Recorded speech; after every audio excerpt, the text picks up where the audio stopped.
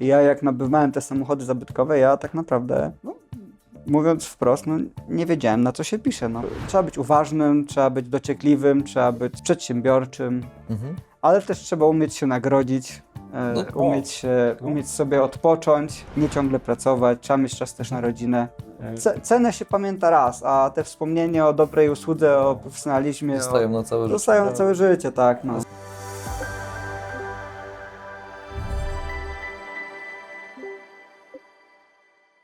Drodzy widzowie, a w zasadzie to zwracamy się dzisiaj też do tej żeńskiej części naszych widzów i nasz dzisiejszy gość jest autorem takiego powiedzenia, przestrogi: pozwól tę jedną, jedyną decyzję, że podjął właśnie twój mężczyzna, twój wybranek.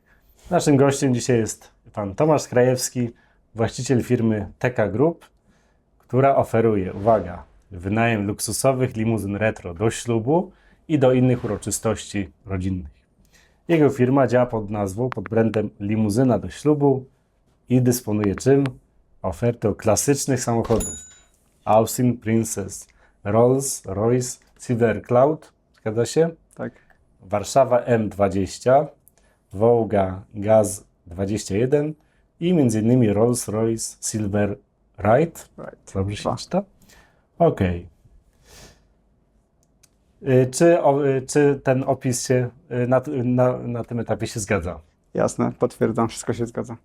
Więc dzisiaj będziemy rozmawiać o ślubach, o biznesie, o samochodach retro i tym, czego się nauczyłeś w ramach właśnie swojej działalności. Więc witamy i dzień dobry, cześć. Cześć. Witam. Cześć Tomku, miło, że przyjąłeś nasze zaproszenie. Ja miałem tą przyjemność zobaczenia tych samochodów, które wymienił Tomek osobiście. Jestem absolutnie zakochany w tym, co posiadasz.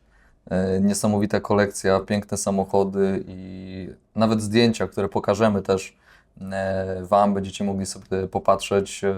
No, te naprawdę imponujące pojazdy z pięknym drewnem, skórą, no, wielką przestrzenią w środku, bo to jest naprawdę niesamowite, z jakim kunsztem i w ogóle z jaką gracją kiedyś robiono samochody. Jest zupełnie inna bajka dzisiaj, więc naprawdę gratulacje tej kolekcji, fajnej pracy, no i chętnie dowiemy się o Tobie trochę więcej, zdradzimy trochę widzom.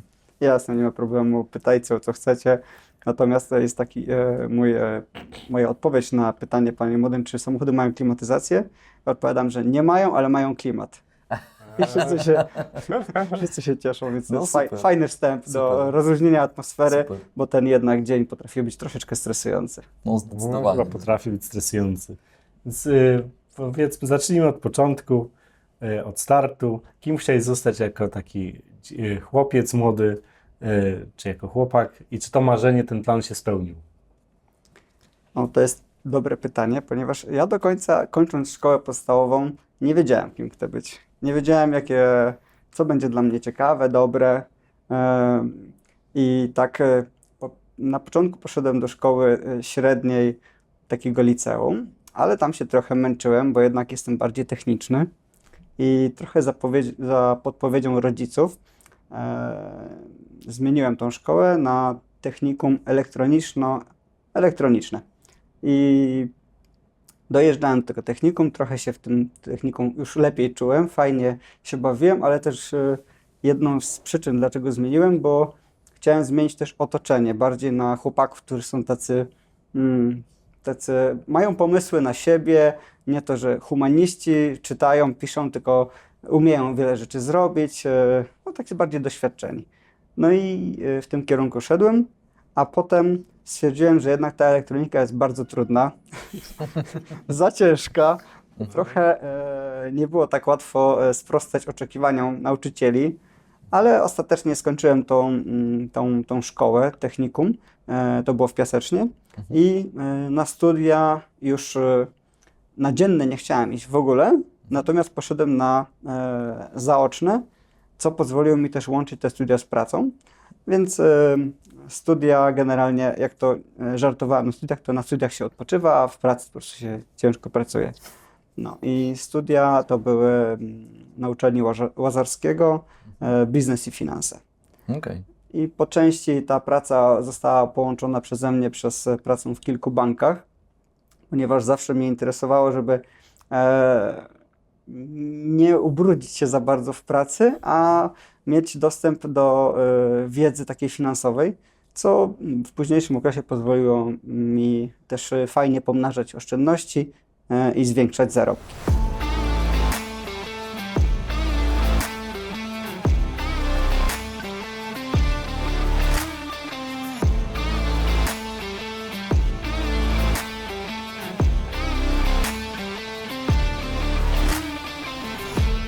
Partnerem kanału Wywiadownia Gospodarcza jest park tenisowy Olimpia. Czy złapałeś po prostu takie doświadczenie i zawodowe, ale przede wszystkim taki mindset chociażby finansowy, co pewnie przełożyło się Tak. też na biznes, który no parę lat jednak, z tego co pamiętam, 15? No w tym roku już 16. No właśnie, tak. 16 lat, no to zobacz, to jest kawał czasu, no umówmy się, biznes do łatwych nie należy, chociaż on często tak wygląda i ludzie patrzą na ludzi już w pewnym rodzaju sukcesu, no to jednak zanim ten sukces się wybuduje, czy zbuduje, czy chociaż pokaże się, czy wykreuje go na zewnątrz, że no okej, dalej funkcjonujemy, Tak. żyjemy, mamy co jeść, to na koniec te pierwsze lata zazwyczaj są bardzo ciężkie. Czy u Ciebie też tak po części było, czy nie? Czy od razu było Wiesz lekko? co, to może jeszcze zacznę od troszeczkę wcześniej. Moi rodzice zawsze mnie uczyli, żeby utrzymywać się z kilku źródeł dochodu i żeby też twardo stąpać po ziemi i mieć co najmniej 2, 3, 4 źródła dochodu. Najlepiej każde z innej branży. I no, na początku tego do końca trochę nie rozumiałem, ale z czasem zacząłem myśleć o tym poważnie, że rzeczywiście warto, pracując nawet na etacie, robić coś dodatkowo. No i najpierw te etaty było kilka ich. Zmieniałem tą pracę tak co średnio 2-3 lata, ale to było w ramach wszystko instytucji finansowych, bankowych. I w pewnym momencie tą pracę zmieniłem na pracę w TVN, w biurze reklamy, w takiej sekcji, dziale nie księgowości, tylko kontroli wewnętrznej. No. I tam całkiem fajnie się pracowało, miałem super szefa, którym do dzisiaj się znamy i przyjaźnimy się, pracowaliśmy razem około 10 lat. Najpierw na etacie, później jako współpraca taka B2B. No i to też pozwoliło mi w międzyczasie na otworzenie swojego pierwszego biznesu, ale jego powstanie było trochę przypadkowe. Jeżeli chcecie wiedzieć. No super, to właśnie tak? o to chodzi, bo No to wiesz, właśnie. zobacz, z jednej strony przypadek, ale z drugiej strony już mnie to interesuje pod tym względem, że zauważyłeś okazję. Ja bym to tak potraktował, tak?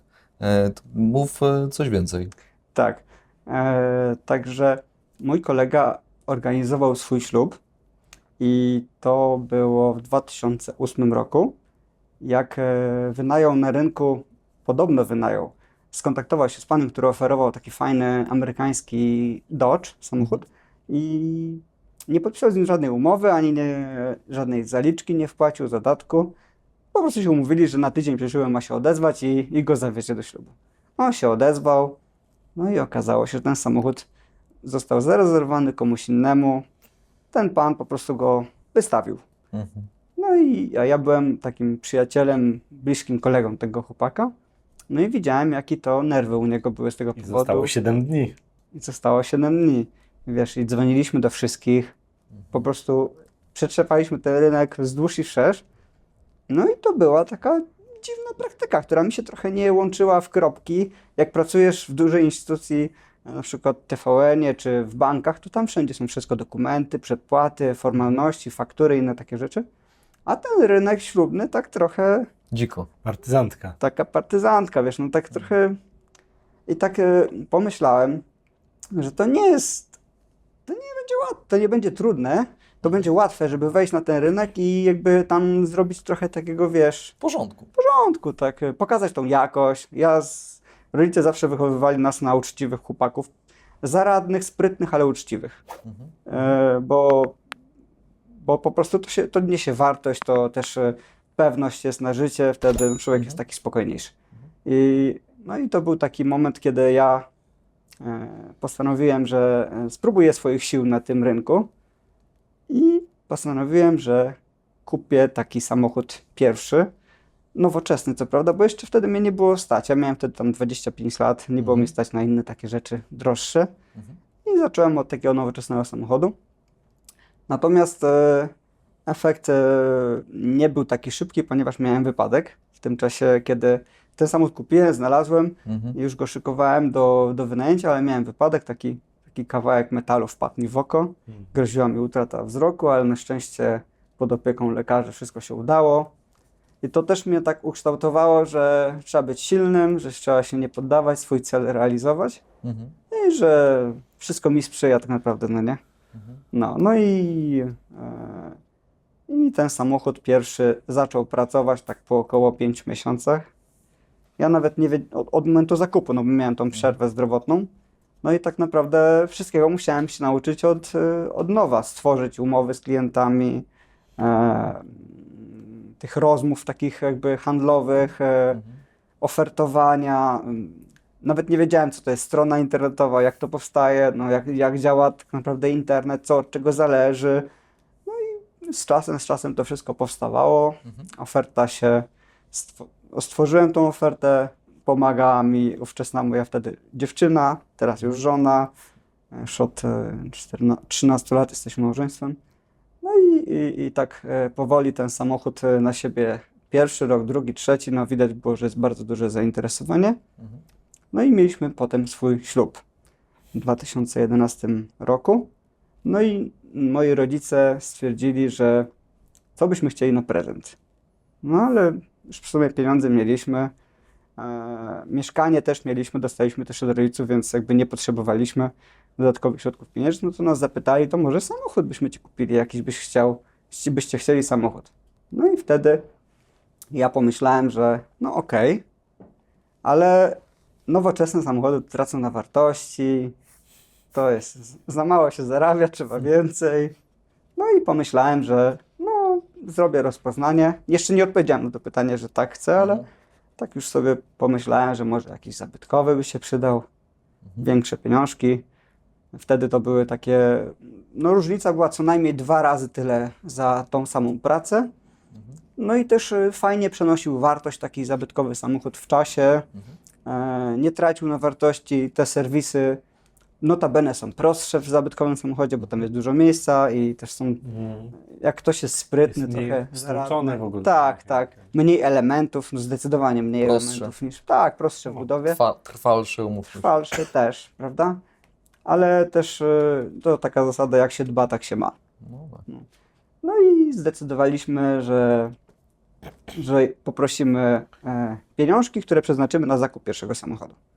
No i te, notabene chyba to było 50 000 złotych, zostało wydane właśnie na ten pierwszy samochód. Ja nic nie wiedziałem, jak się nim, nawet nie potrafiłem nim jeździć.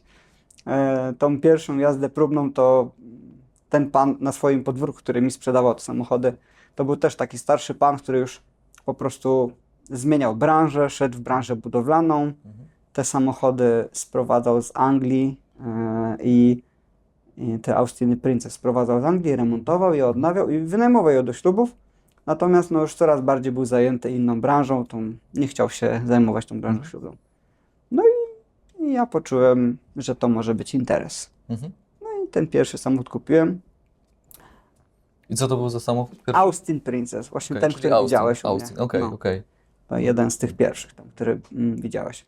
To właśnie wtedy ten biznes się całkiem dobrze kręcił. Ja widziałem, że już można na tym dobrze zarobić. Te samochody są duże w środku, są pożądane przez pary młode. Argumentowałem, wiesz, wszystkie ich zalety.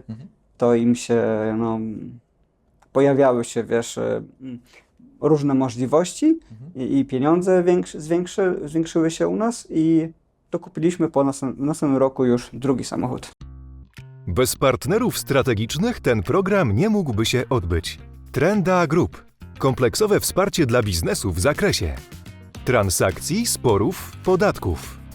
Drodzy widzowie, za nami kilkadziesiąt już odcinków Wywiadowni Gospodarczej. Za nami też premiera książki mojego autorstwa, czyli Tomasza Ostojskiego, pod nazwą Ostoja Inspiracji. A tutaj najciekawsze podpowiedzi, refleksje i patenty na to, jak odnieść sukces w życiu i w biznesie. Także są w środku podpowiedzi, refleksje naszych gości, link w opisie A ja zapraszam. Internetika. Agencja marketingu internetowego wspierająca firmy kampaniami marketingowymi, które realnie zwiększają sprzedaż towarów i usług. Sprawdź nasze case studies i przekonaj się, co możemy zrobić dla Ciebie. A czy możemy zdradzić, jaki jest koszt wynajmu takiego samochodu z kierowcą, bo wy świadczycie też usługi... Zawsze z kierowcą. No Wynajmujemy, jeżeli do obsługi takiej, że gdzieś dojeżdżamy, to zawsze z kierowcą. Okej. Ty chcesz znać ceny dzisiejsze, czy te, co były wtedy? Nie, myślę, Dzisiejsze. że dzisiejsze, bo na koniec ktoś, kto będzie, wiesz, zainteresowany na przykład, No jasne. mamy Nie będzie w stanie się cofnąć. Tak, odcinek puszczamy już na początku roku, za chwilę mamy wiosnę, ludzie zaczynają planować. Dobra. Dla Was to też są jakieś pewnie z wyprzedzeniem, trzeba zarezerwować sobie czas, więc No, to za będzie kilka dobra... miesięcy przed. No właśnie, więc to będzie dobra okazja, więc mamy początek roku, to będzie dobra okazja do tego, żeby Dla osób, które są... zrobić sobie jakiś pomysł i Tak. zmierzyć się z jakimś budżetem, nie? Jasne. To jeżeli mówimy o tym samochodzie, którym właśnie przed chwilą opadam, Austinie Princess, to jest to koszt od 2000 zł 400 za obsługę uroczystości ślubnej na terenie Warszawy i takich bliskich okolic. I od tej ceny zaczynamy. Zazwyczaj, jeżeli wszystko jest właśnie tu w okolicy, to na tej cenie pozostajemy. Jeżeli jedziemy gdzieś dalej, bo pracujemy na całym województwie mazowieckim, plus też możemy obsługiwać inne województwa, ale to już koszty lawety są zwiększone i też te koszty rosną, no to wtedy tak nawet i do 4000 zł taka obsługa ślubu kosztuje, który trwa tak na miejscu z parą wodą około 5 godzin. No, także tak to się kształtuje. To się wydaje przystępna. To się wydaje bardzo przystępna Nie cena. jest wysoka, prawda, cena. Tak, też tak uważam. Przynajmniej, No. szczególnie przy takiej uroczystości, gdzie tych, wiesz, kosztów jest bardzo dużo różnych, od fotografów po kamerzystów, po różne inne usługi dookoła. Oczywiście. Kwiaty, nie kwiaty, to wydaje mi się, już pomijam salę, talerzyki, inne rzeczy, Tak. no, ale samochód jest bardzo ważna rzecz, to te zdjęcia zostają jednak jako gdzieś tam pamiątka, a te samochody, pokazujemy je co chwilę, więc możecie sobie zerknąć. No dla mnie one, mówię, te zdjęcia to jest jedno, ale rzeczywiście na żywo zobaczyć ten samochód, to jest dzieło sztuki po prostu, to tak to wygląda, tym bardziej macie je odrestaurowane. I tak jest traktowane Pięknie. jakby. Też, nie? No właśnie, to prawda. Mają bardzo dużo zalet. Też trzeba czuć jakby klimat takiego auta, bo mam wrażenie, że trochę takich mniej nowoczesnych sal, znaczy takich bardzo nowoczesnych sal, to jednak te nowocześniejsze samochody mogą się lepiej prezentować. Natomiast klienci tak nie do końca patrzą, jaka tam typ sali do jakiego samochodu, tylko bardziej myślą o tym, żeby jak będą na przykład mieli dzieci, to te zdjęcia z samochodem, czy tam wspomnienia z tego, no już tych nowych aut już za parę lat znowu będą nowsze, no i tak trochę, wiesz, Tak. nie będzie to takim super w pamięci wspomnieniem. Natomiast idąc już dalej, ta oferta się trochę rozwijała. W międzyczasie, Bo dochodziły samochody tak naprawdę, nie? no właśnie z tym dochodzeniem samochodów to też, to prawda, ale z tym dochodzeniem to była śmieszna sytuacja, bo miałem awarię z tego samochodu, jednego, który tutaj wynajmowałem, no i musiałem szybko zorganizować auto zastępcze. No i dzwoniłem do różnych osób, które mają w ofercie właśnie tego typu samochody. No i albo większość mi po prostu nie chciała pomóc, odmawiała mi. No i trafiłem na takiego mojego znajomego Krzyśka, który też miał takie Austiny w ofercie, ale też miał różne inne samochody. I pomógł mi w tym ślubie i trochę się zaczęliśmy ze sobą przyjaźnić. Ja jemu Pozdrawiamy pomagałem. Krzyśka. Tak, ja jemu pomagałem, on mi pomagał i razem w sumie wsparcie mieliśmy dla siebie. U mnie największym problemem były naprawy tych samochodów. Ja też nie jestem jakiś super wybitnym mechanikiem, już znam trochę te samochody, wiele rzeczy potrafię sam zrobić, natomiast nie jestem takim technicznym, żebym sam rozebrał silnik i go złożył. Albo sam grubszą naprawę potrafił wykonać.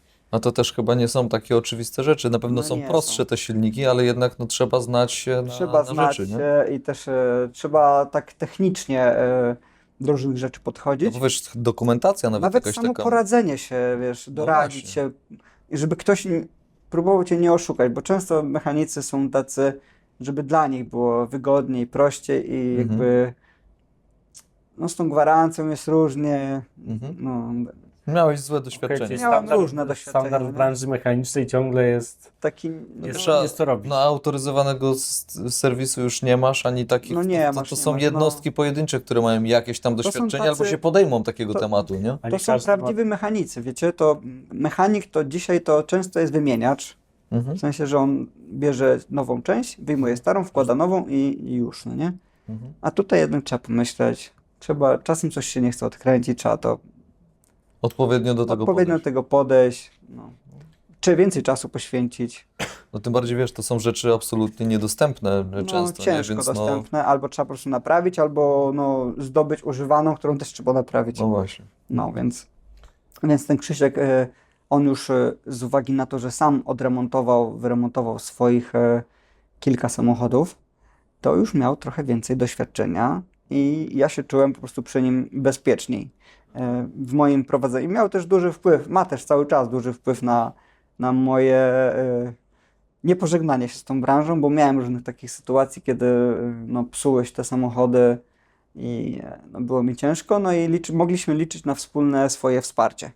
Czyli ja czasem, I się ja okazało jestem też, kluczowe w zasadzie, żeby nie przerwać takiego żeby nie momentu. przerwać, tak, bo wsparcie to można na różnych etapach, wsparcie małżonki, wsparcie rodziców i też wsparcie takie biznesowe też jest bardzo ważne.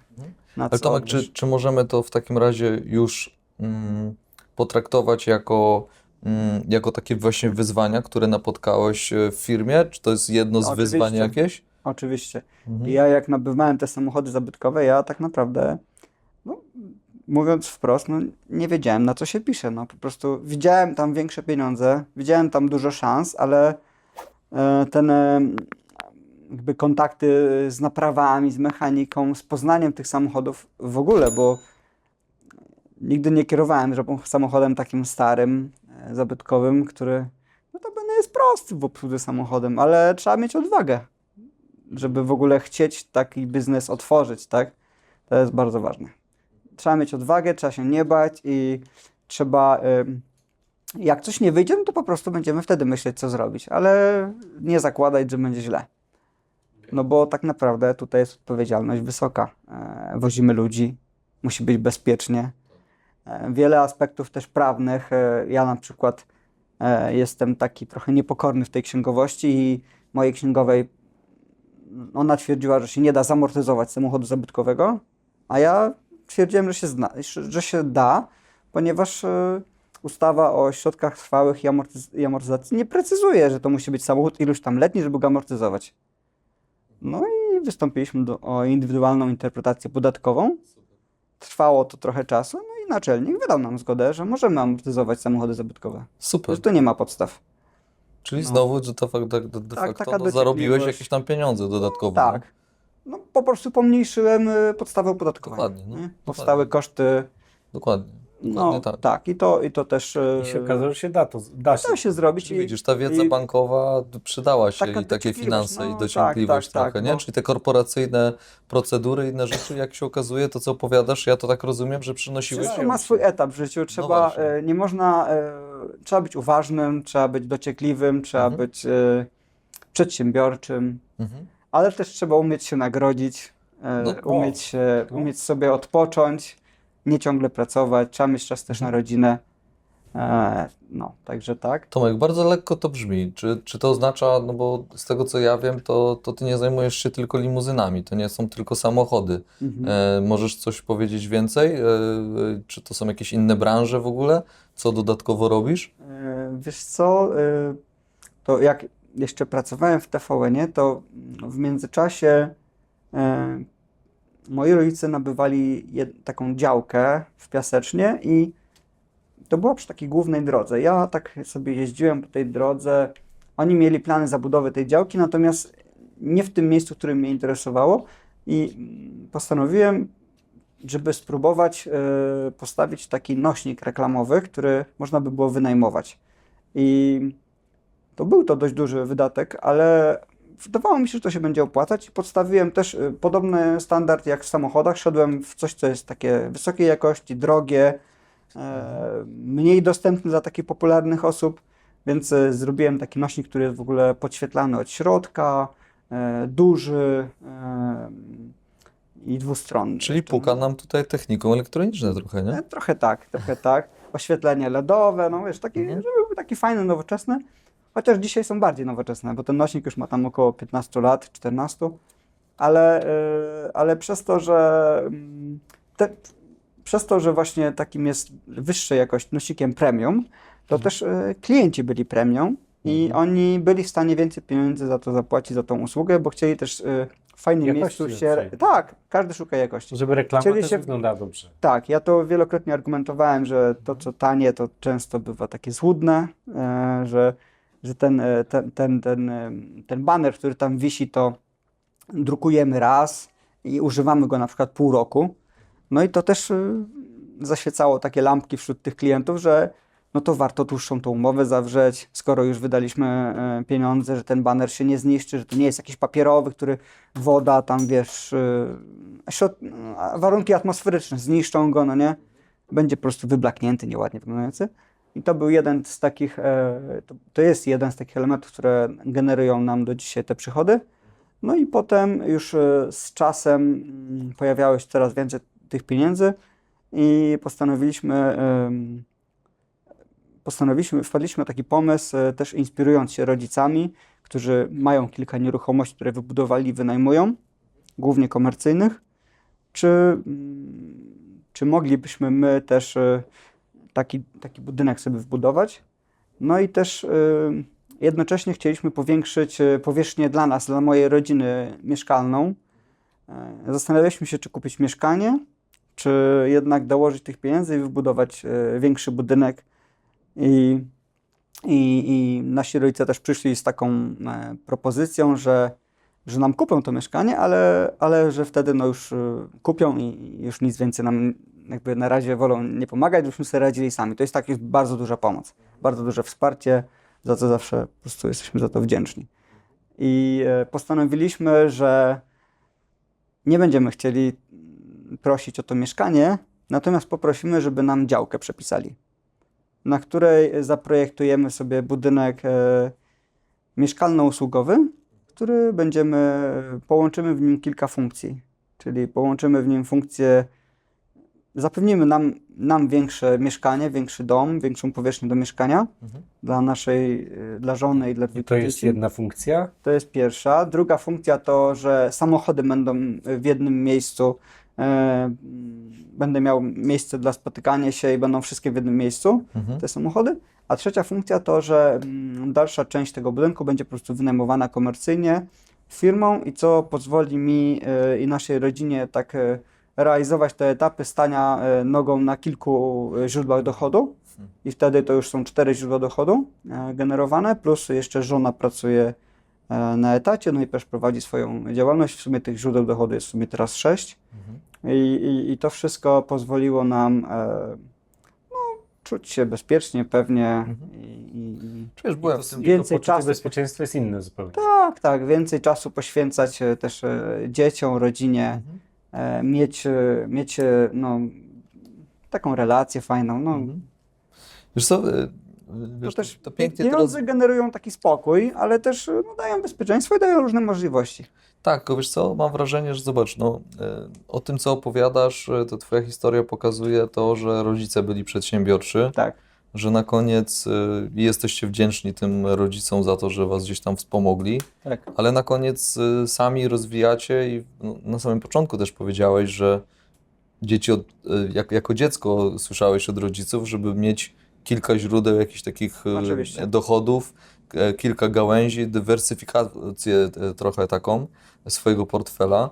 No i zobacz, konsekwentnie to, no bo to jest na przestrzeni lat, tak? No my dzisiaj pokazujemy to i opowiadamy sobie o pięknych już momentach, Na no ale pewnym etapie. firmę tutaj prowadzisz, mówisz 16 lat de facto, tak? Więc Tak. no wiesz, 16 lat to jest bardzo dużo czasu, no i pewne rzeczy dzieją się etapami, no i widzisz, są samochody, pojawiły się inwestycje, jesteś inwestorem, inwestujesz w nieruchomości, wynajmujesz powierzchnię, no byłem w tym budynku, Bardzo fajnie jest to zorganizowane, faktycznie na dole jest firma, masz miejsce do spotkań, są salki konferencyjne, faktycznie samochody są w Wszystko jednym miejscu.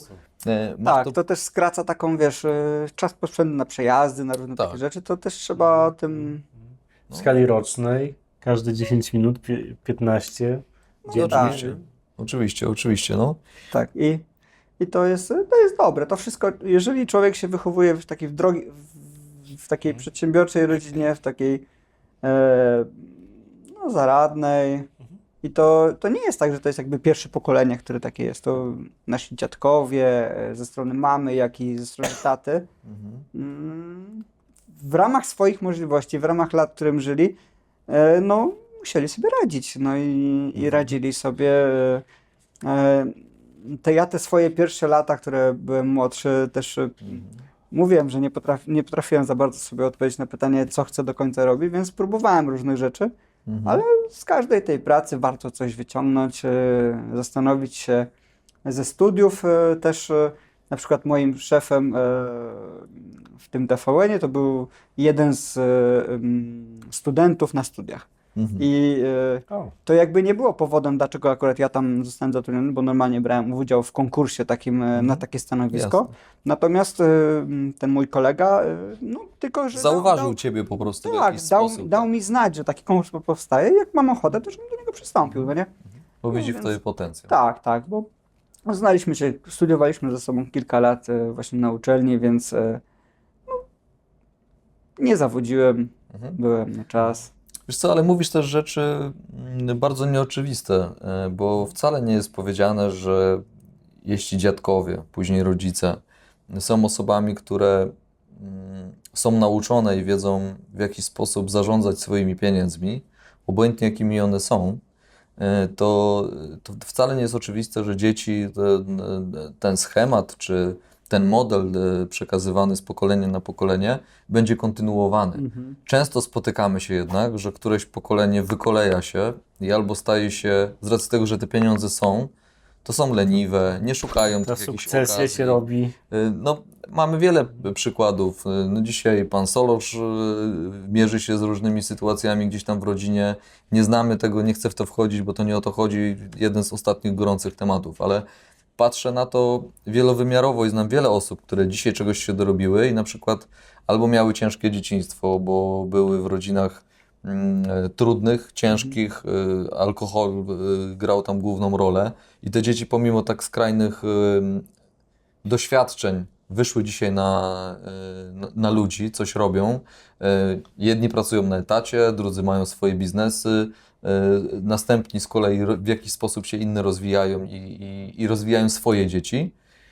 A czasami te osoby, które właśnie mają fajne podstawy, o których Ty opowiadasz, wcale nie idą w tą drogę, idą w kompletnie drugim kierunku, nie mogą się odnaleźć, te pieniądze ich psują i wydaje mi się czasem, że posiadanie tych pieniędzy, jeśli one są z pokolenia na pokolenie, być może jest łatwiej, ale wydaje mi się, że też ciężko jest sprostać takim oczekiwaniom może też rodziców, które spowodują, że ten rodzic w jakiś sposób chce Cię z jednej strony ukształtować, ale z drugiej strony też wymaga albo oczekuje od Ciebie nie spierdzielenia tego, co oni zrobili do tej pory, tak? Myślę, że tak. No właśnie, no. Chociaż moi rodzice na przykład tak ufają nam, bo też dużym wsparciem brat był dla mnie i dla nas na przykład przy budowie tych budynków, czy przy projektowaniu, czy w różnych takich sytuacjach awaryjnych też.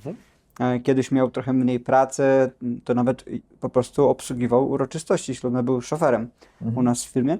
Więc jakby tutaj od małego byliśmy uczeni jakby też takiej sobie pomagania i takiego grania zespołowego. Natomiast to jest ryzyko, o czym mówisz, taka... Nawet nie mówię już o dziedziczeniu, ale takim jakby przekazywaniu, żeby ta pracowitość została, że... Pomimo wygodnego życia. Tak, tak. bo dzisiaj to generalnie już chyba wszyscy są dość bogaci, rzadko kto tutaj przymiera głodem albo takie rzeczy, po prostu trzeba być trochę albo za mocno zaryzykować, albo być po prostu takim leniwym, tak? No właśnie, chyba wiesz co, lenistwo To też jest trudne, dobrym prawda? podkreśleniem, bo duża część widzów stwierdzi, że dostał wszystko od rodziców, nic nie musiał robić. No właśnie nie do końca tak jest. Ja mówię, znam wiele osób i czasami albo te osoby nie są godne swoich rodziców, tak twierdzą rodzice, albo są niewystarczająco dobrzy, żeby zasłużyć na to gdzieś tam, co mają i same są ciągle w jakimś takim potrzasku, czego im współczuję absolutnie. Ty mówisz naprawdę o takim, powiedziałbym, wzorowym czy idealnym modelu, tak, rodziny, z pokolenia na pokolenie, w jakiś sposób zarabiacie sobie pieniądze, kształtujecie siebie wzajemnie. Zawsze jesteś uśmiechniętą osobą, odkąd Cię gdzieś tam poznałem. wiesz, też Są trudno się nie uśmiechać, takim- jak się ma i takim- takie samochody. No. I taką Tak, ale- pogodą ducha też emanujesz. Ale też z drugiej strony też jakby to wszystko jest takie trzeźwo myślące, no nie jest jakimś tam Tak przypadkiem, to jest wszystko poplanowane. Na przykład jak projektowaliśmy ten budynek, budowaliśmy, to też się zastanawialiśmy, taką w sumie naradę robiliśmy rodzinne, jak do tego podejść, bo to jest kilka działek, to nie jest jedna działka, że może od razu inaczej ten budynek zaprojektować, bo chcieliśmy po prostu postawić sobie dom. Ale z drugiej strony dom to jest koszt, to jest No właśnie. pasywo, nie aktywo. No fajnie, że o tym mówisz. No i teraz chcąc trochę więcej pieczeni na jednym ogniu upiec, no to I to. tak, i zróbmy, i jeszcze tutaj żona widziała, że no jaram się tymi samochodami, że to dobrze idzie, że kręci mnie ten biznes, że ta oferta przewozów ślubnych takimi zabytkowymi, no u mnie jest na takim topowej jakości. Tutaj klienci to widzą, czują, podkreślają, Bo Ty to czujesz. że Ty tak, to no czujesz. ja generalnie swoich tych wszystkich kierowców przerobiłem wielu, to jednych zwalniałem, jednych wspierałem, żeby się zmienili, jednych udaje się mieć do dzisiaj od samego początku, jedni po prostu odpadają w międzyczasie, ich plany życiowe się zmieniają, przeprowadzają się. No i jakby też no mam te obawy, jak to w przyszłości będzie z moimi dziećmi, ale ja wychodzę z założenia, że też jaki przykład idzie po prostu, wiesz, na bieżąco, w domu, Od w życiu. dziadków, pradziadków. No tak, też od dziadków, ale jakby ten najwięcej czasu się spędza z rodzicami, przynajmniej ja tak uważam, że najwięcej czasu, żeby tych dzieci po prostu, żeby się nie pogubiły, bo też dzisiaj świat cyfrowy bardzo wciąga. No, tak. Te na przykład prace mechaniczne przy samochodach są generalnie nudne. Wymagają Dla po mnie prostu są spokoju, fajne, nie wiem. takiego doświadczenia, takiego, wiesz, No. dociekliwości. Generalnie no łatwiej jest włączyć YouTube i obejrzeć sobie jakieś tam Znaczy, ja powiem filmik Ci ze swojej niż perspektywy, popracować nad tym filmikiem, tak jak u was. No łatwiej jest obejrzeć wywiad niż zrobić ten wywiad, no nie? zgadzam Więc się. to jest zupełnie co innego. Zgadzam się. Poziom I trochę frajdy jest w też jest biznesie. inny. Łatwiej jest wynająć mieszkanie niż zaryzykować i kupić mieszkanie na przykład, no nie? No pewnie Albo zawsze znajdzie popracować się nad tym ktoś, kto biznesem, powie, żeby to zrobić, zależy. nie? Aha. Ale wiesz No. co, wydaje mi się, że każdy ma chyba trochę inny sposób po prostu na siebie. No, każdy z nas pracuje jednak bardziej umysłowo, bym powiedział. Ja fizycznie odpoczywam, jak pracuję. Czyli dla mnie odpoczynek taki, żeby odciąć się od takiej codzienności, którą robię, uwielbiam właśnie grzebać przy samochodzie. Jest to dla mnie frajda, taka odskocznia. Ja się totalnie wyłączam. Ja jestem w swoim świecie, to jest moja samotnia. Rewelacja po prostu. Inni mają treningi, robią coś swojego. Dla mnie to jest coś, co po prostu mówię. I każdy ma coś takiego swojego, więc wiesz, Oczywiście. z jednej strony dla kogoś może być to nudne, albo powie, kurczę, ubrudzisz sobie ręce i tak dalej. Okej, ale no, każdy ma właśnie coś innego. Nie? Robić Więc rzeczy, które się lubi, nie? chyba Tak, no i też jeszcze może troszkę wrócę do tych samochodów, do łączenia różnych kropek i jakby wykorzystywania szans i możliwości. To wtedy mieliśmy trzy takie samochody, dwa zabytkowe, jeden nowoczesny. No i ja pracowałem na etacie w TVN-ie i TVN też widział różne możliwości umieszczania reklam na różnych kanałach i tak było dużo tych pieniędzy, które przychodziły do TVN-u z rynku, że on po prostu już nie był w stanie umieścić tych wszystkich reklam na swoich kanałach i wpadł na taki pomysł, że będzie pozawierał umowy z mniejszymi kanałami, żeby też nie kanibalizować, żeby one tam nie walczyły o ten rynek, tylko wszystko będzie, pieniądze będą przychodziły przez TVN i będą pieniądze rozdzielane na mniejsze kanały. I ja to zaimplementowałem też do swojego biznesu, to też podpatrzyłem, że ja miałem tak dużo tych par młodych, które do mnie się zgłaszały, a ja miałem dużo zajętych terminów. No i poszukałem na rynku osób, które mają takie zabytkowe samochody, ale to jeszcze było dla mnie za mało. Musiały to być takie osoby, które są godne zaufania i wysoką jakość świadczą i po prostu są uczciwe. Te wszystkie parametry, które ja musiałem zmienić trochę na tym rynku. Super. No i podpisywałem umowy takie na wyłączność, że ja będę świadczył usługi reklamowe w zamian za prowizję. Mhm. Łącznie nie tylko usługi reklamowe, ale też wszystkie umowy z klientami, spotkania z klientami, rozmowy handlowe, rozliczenia. Wszystko będę mógł w ich imieniu wykonywać. No i takich w sumie z umów miałem chyba 3, ale z osobami, które miały po kilka, albo po jednym, po kilka samochodów. Te, które mi bardzo zależało, to nawet po jednym. Jakby ja się do tych osób zgłaszałem. No i do dzisiaj te umowy funkcjonują i A ty nie zostawiasz ludzi, wspieramy klientów siebie na lodzie po nawzajem. prostu? Tak. Mamy takie zasady, że nawet jak ktoś zadzwoni do tych klientów i do tych moich partnerów i oni będą mieć zajęty termin, no oni tą parę odeślą na przykład do mnie. Bo de facto para finalnie potrzebuje osoby, od której chce wynająć samochód. To, czy to będę ja, czy to będzie inna osoba, To jest rzecz drugorzędna z punktu widzenia drugorzędna. pary. Tak. Bardziej szuka samochodu dobrej jakości. Mhm.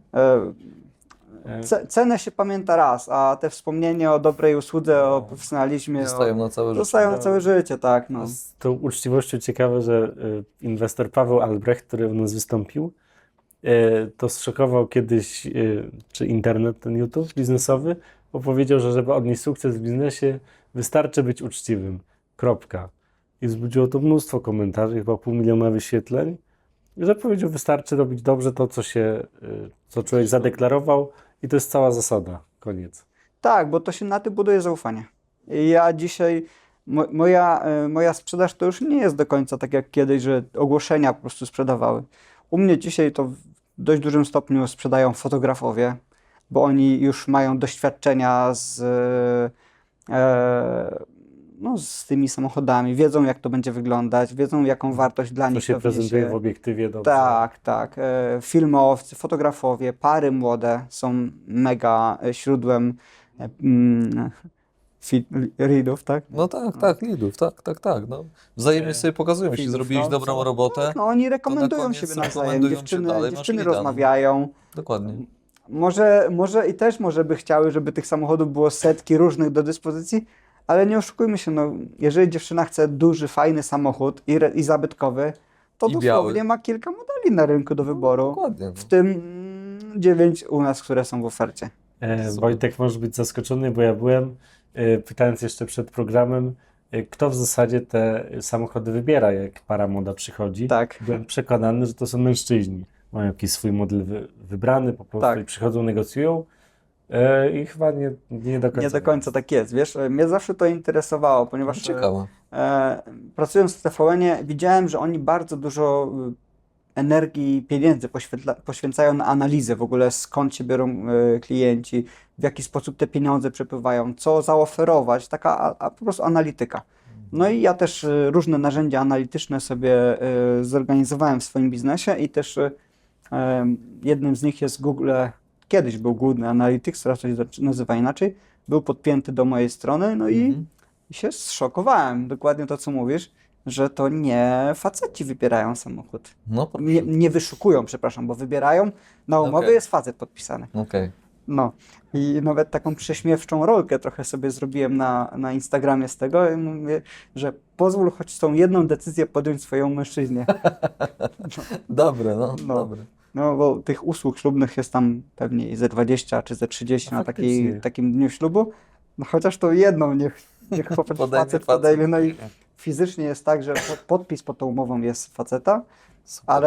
ale A kto podjął 75% pierwszych wejść na stronę internetową to są kobiety. Kobiety. Dopiero przy drugim wejściu już jest wyrównana statystyka. No, tak. I takie moje są wnioski rzeczywiście, bo jak pytam par młodych i panien młodych i świadkowych, to one szukają, one patrzą, one się nie znają, co to za samochód jest. Mhm. Nazwy często nie potrafią. Nie podadzą marki, One ale kolor. patrzą, Wygląd, o ładne, ładny. o duży, Tak. o będzie Wygodnie mi się będzie, wygodnie no. jechało, o super wyjdzie na zdjęciach. Tak, To- tak. Ma to znaczenie. To naprawdę nie chodzi o samą jazdę. Finalnie chodzi o te odczucia, o ten komfort, o tą przyjemność, wrażenie, Jasne. o taki splendor, o taki efekt wow. A ta jazda to przecież hulajnogą nawet można pojechać. I też może się tak. przejedzie. I też może być fajnie na No. koniec, nie? No, wszystko I jest kwestia wiesz, pomysłu, nie? No tak, dokładnie.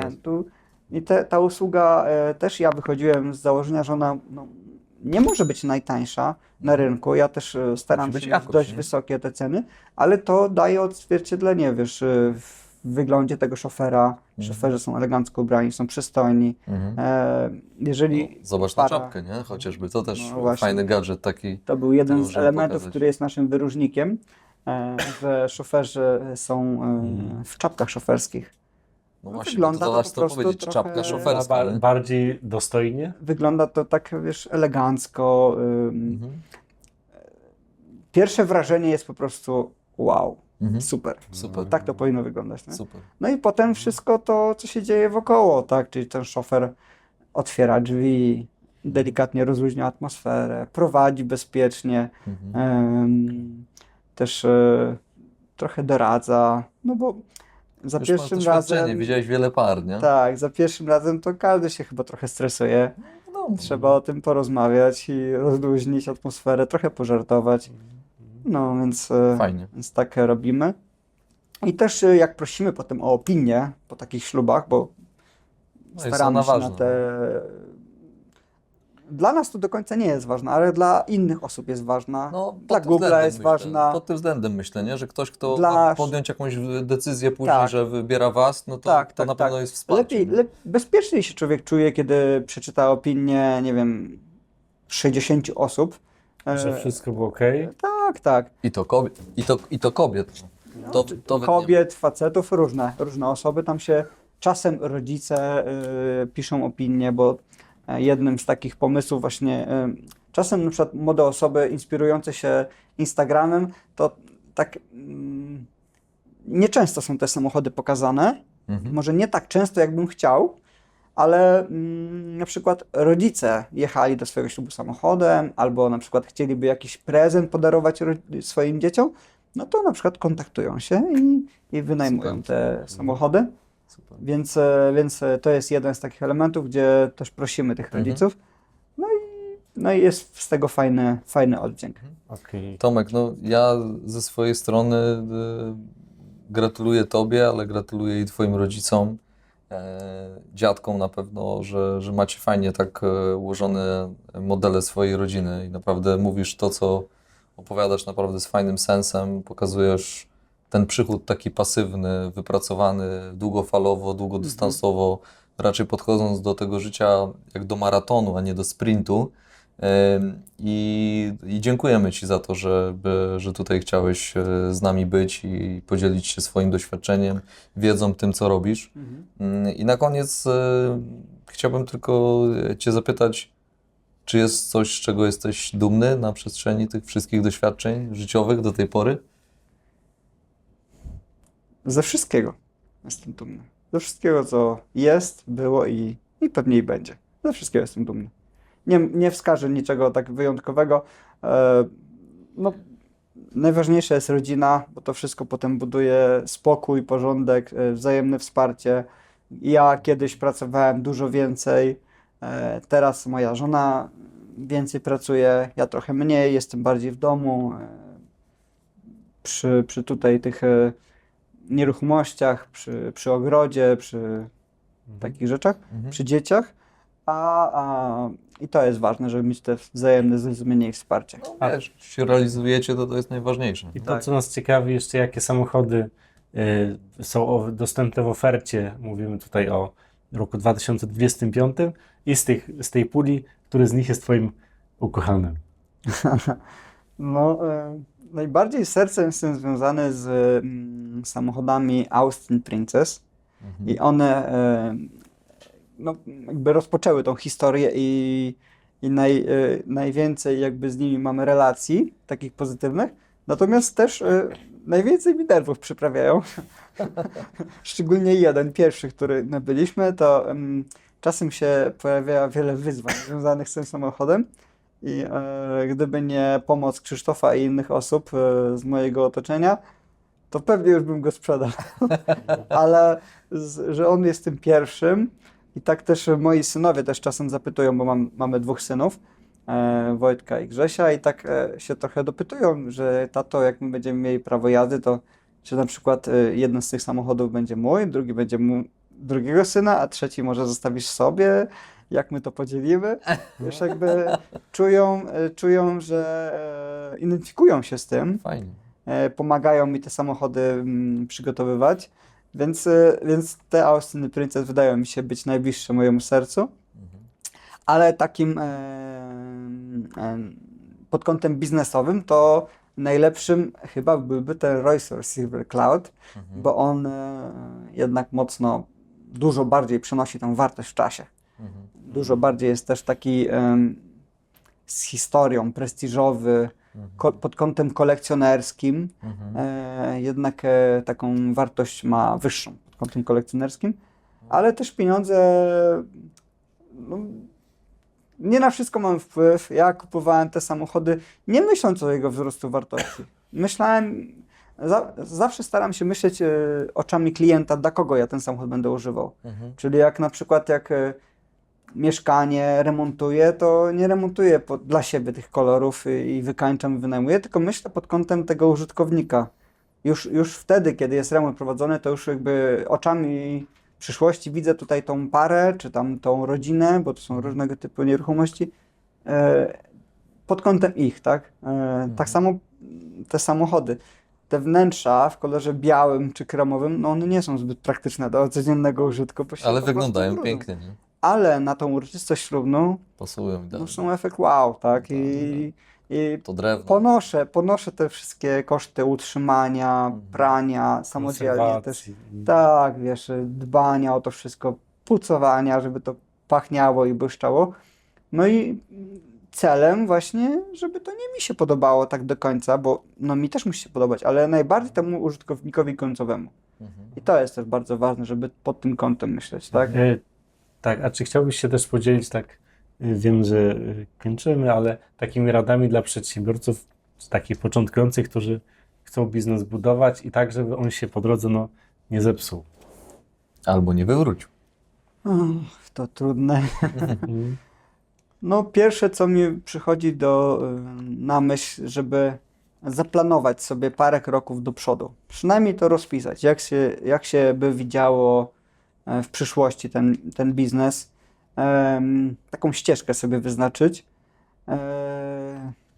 Starać się znaleźć w swoim otoczeniu osoby, które albo prowadzą już taki biznes, albo z jakiegoś powodu na przykład go zakończyły, żeby z nimi porozmawiać, jakie były trudności, jakie są wyzwania i czego należy oczekiwać.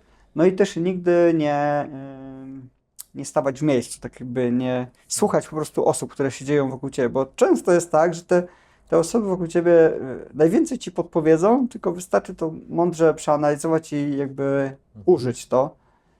No i też bardzo ważne jest, żeby ciągle się uczyć, ciągle się rozwijać, ciągle się uczyć, ciągle mieć kontakt, dobre relacje z rynkiem, z osobami, które są, nawet jeżeli jest to konkurent, zawsze mieć z nimi dobre relacje, żeby sobie pomagać, bo ja też wielokrotnie pomagałem mojej konkurencji, różne były sytuacje, jak to w branży zabytkowych samochodów, no raz się coś zepsuje, jak jest jakiś wypadek, kierowca się rozchoruje, no różne są sytuacje, więc pomagaliśmy sobie nawzajem, natomiast też trzeba mieć ograniczone zaufanie,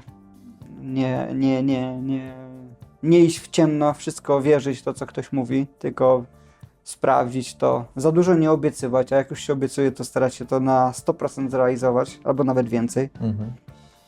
No i też ważne jest, żeby zarządzać tymi pieniędzmi w czasie, żeby one po prostu w mądry sposób, oczywiście korzystać z życia, jeździć na wakacje, kupować fajne rzeczy, ale żeby to nie było na 110% naszych przychodów, tylko na po prostu mniej, tak? Żeby zawsze sobie tych pieniążków troszeczkę odłożyć na przyszłość. Tomek, to my serdecznie Ci dziękujemy za spotkanie, za podzielenie się i pokazaniem tego, co robisz. Nie mieliśmy jeszcze ani tej branży, ani tak samochody klasyczne Ani takiej historii. pojawiały się. Pozdrawiamy doktora Klasika, ale oni nie wypożyczają samochodów, tylko je odrestaurowują w różnych klasach. Dziękujemy za Twój czas, dziękuję za możliwość pokazania samochodów. Wszystkie linki wrzucimy Wam, kochani, żebyście mogli trafić z łatwością do Tomka. Zapraszamy do komentowania, polubiania. Jesteśmy już w nowym roku, więc możecie już zacząć planować swoje kalendarze ślubne przy pomocy Tomka i jego zespołu. Wszystkich serdecznie zapraszamy do subskrypcji, do polubienia i komentowania naszych odcinków, żebyśmy mogli zapraszać tak wyjątkowych gości. Tomek, dzięki jeszcze raz. Dziękujemy. Wszystkiego również bardzo dobrego. dziękuję. No i żeby ten pierwszy samochód już nie dawał więcej w kość, żeby zawsze służył i wszystkiego dobrego. Kapryśne jak to księżniczka. Nie? Tak, Każda historia hartuje, prawda? tak No. jest, prawda. Dzięki Dziękuję jeszcze raz. bardzo. Dzięki. Wszystkiego dobrego, cześć. Cześć. Internetika. Agencja marketingu internetowego wspierająca firmy kampaniami marketingowymi, które realnie zwiększają sprzedaż towarów i usług. Sprawdź nasze case studies i przekonaj się, co możemy zrobić dla Ciebie. Partnerem kanału Wywiadownia Gospodarcza jest Park Tenisowy Olimpia.